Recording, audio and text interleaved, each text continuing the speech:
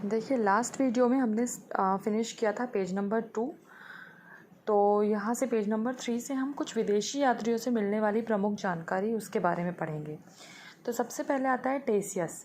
टेसियस Iran का राजवैद्य। टेसियस को कहा गया है ईरान का राजवैद्य।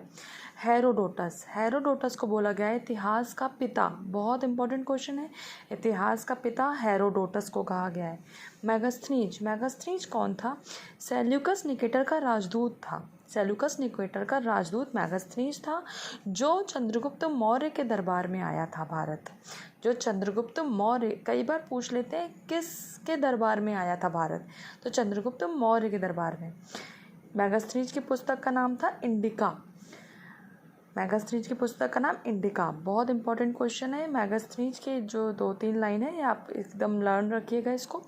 टॉलमी। टॉलमी की पुस्तक भारत का भूगोल। टॉलमी भूगोल।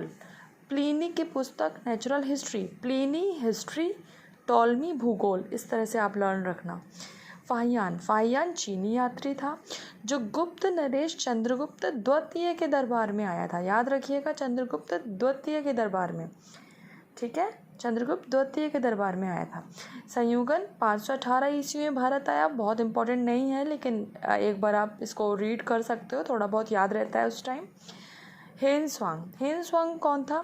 हर्षवर्धन के शासनकाल में भारत आया था। मोस्ट इम्पॉर्टेंट है हेनस्वांग। हर्षवर्धन के शासनकाल में भारत आया था।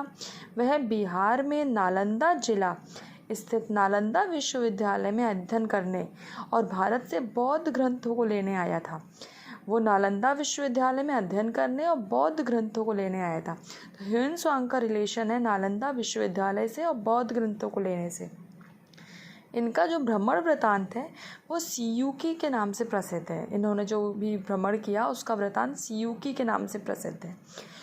जिस समय ह्वेनसांग आए थे नालंदा विश्वविद्यालय, उस समय नालंदा विश्वविद्यालय के कुलपति आचार्य शीलभद्र थे। आचार्य शीलभद्र थे। अब एक अरबी लेखक अलबरूनी हम लोग को लर्न रखना है। अलबरूनी ये महमूद गजनबी के साथ भारत आए थे। अलबरूनी महमूद गजनबी के साथ भारत आए थे।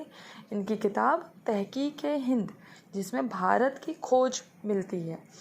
अब एक अन्य लेखक है मार्को पोलो। ये 13वीं शताब्दी के अंत में पांड्य देश की यात्रा पर आए थे भारत।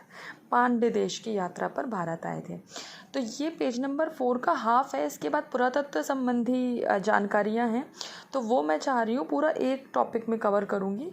तो ये सिर्फ यात्री हैं, इनको आप 3 मिनट का वीडियो है, इसको आप एक बार पढ़ के खुद के ज़रूर नोट्स बनाइएगा। ल्यूसेंट साथ लेके बैठिएगा।